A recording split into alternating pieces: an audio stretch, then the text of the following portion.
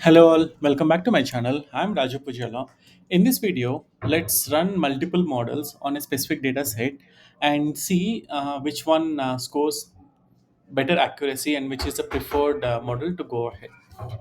Okay, let's deep dive into the Colab notebook. Okay, so here, so run multiple models using functions. Okay, cool.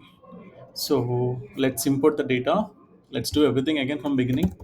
Import pandas as PD and df is equal to pd dot read csv. This one low memory is equal to false.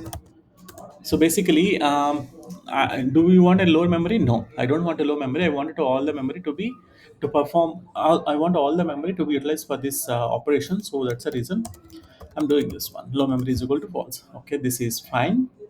So I already did exploratory data analysis in my previous videos. Please do watch that to understand.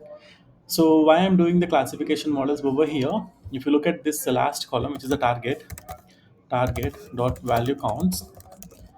So here we have two values, which is 0 and 1. That's the reason I'm going to consider this as a classification model. Okay, now let's split the data. X is equal to df dot drop columns is equal to axis is equal to 1, y is equal to df of target. Okay, so always check the data like this. Okay, fine. Let's split the data from sklearn dot model selection import train test split import numpy as np. Okay, np dot random dot seed 42, and let's split the data x test y train y test is equal to train test split. Okay, whatever I'm doing, so this is like a real time example. So this is like really helpful if you are doing ml models in your current job role. um, so you just have to do like this, and I'd also do like some real time examples as well. So stay tuned with me. So after this one, let's check how whether the split happened properly or not.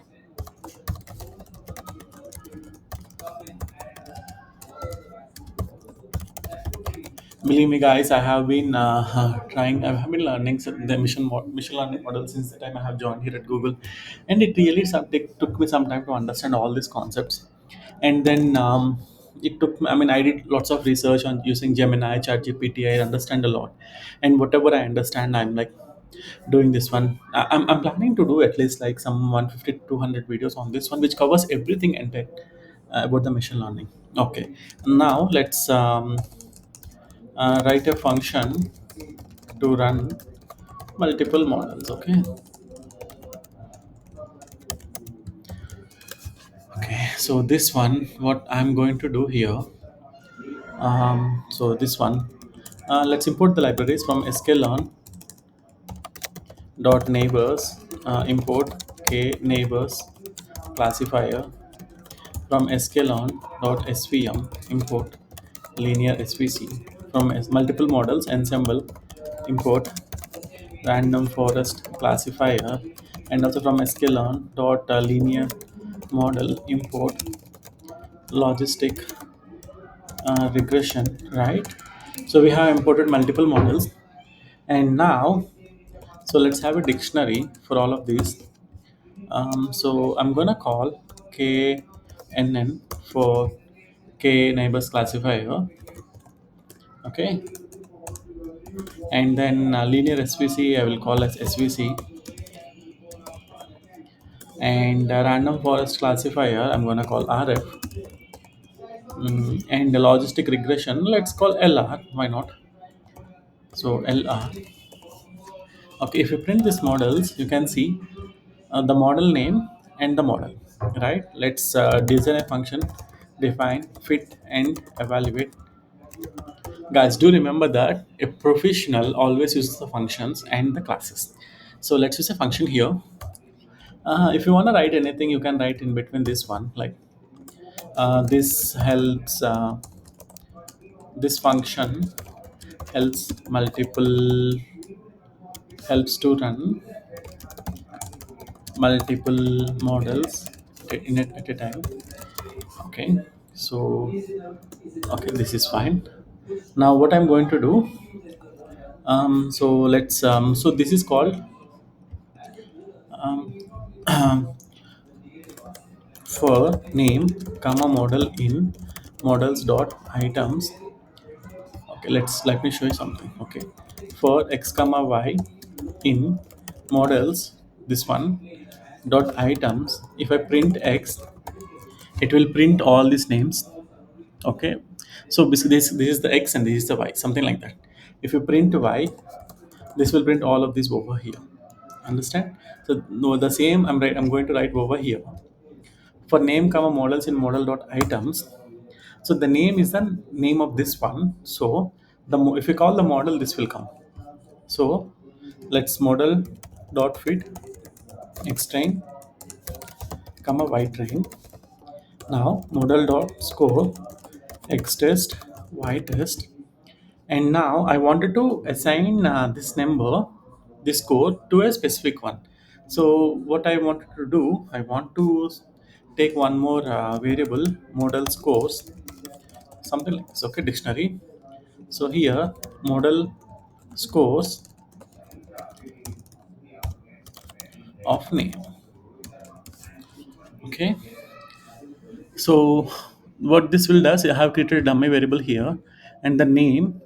So when for example when it is a k neighbors classifier, it will be k neighbor classifier dot fit, and k neighbors classifier dot score. That score will be stored in model scores name, this one, as knn score. Okay, so we have to return model scores. Okay, let's run this one. This is fine, this is a function, no output, nothing, always, all the time.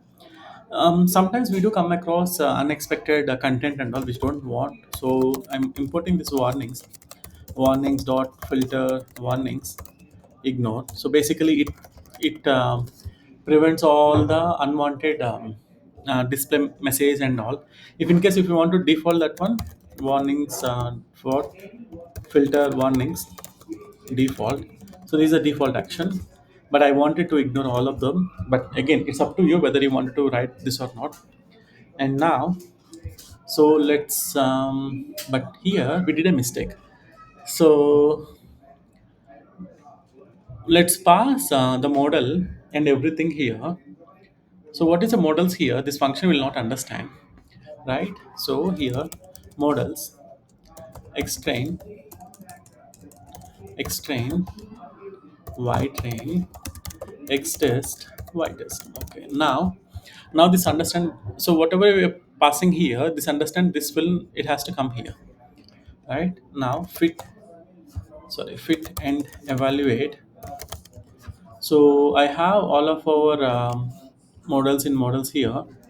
Models x train y train x test y test. Okay, let's run this one.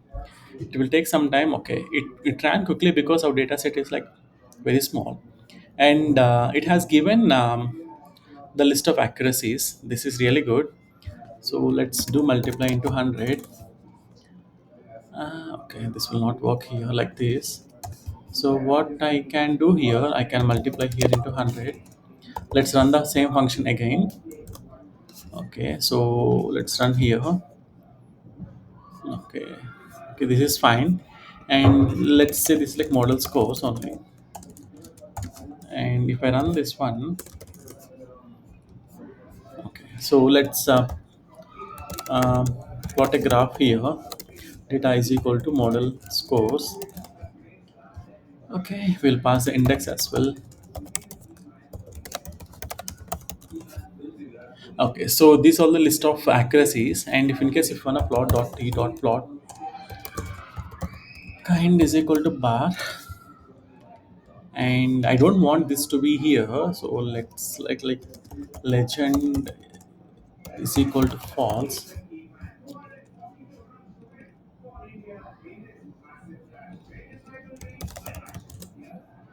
Okay, so this is like gone. Now you can see, interestingly, um, interestingly now the ran SVC, it performed little better, and even, I mean, the logistic regression as well, it performed it literally better. Mm, this looks cool. So this is how you can see like which model actually works better for you, because this data is like very less. It ran very fastly. So let's see. Um, okay. Um, if in case if it is if it is a big data set, so we have some CPUs, right? So if we go here, so we have our RAM and this one. So basically, the disadvantage of this one is that, so first one model will run, and next model will run. So this basically takes lots of time. So instead of that, you can make it all the models run in parallel. So we have CPU cores. So when you run these models in parallel, all the CPU cores will run in parallel. So I'm going to show you how to use those parallel methods effectively, so that it will run very fastly and saves like lots of time for you.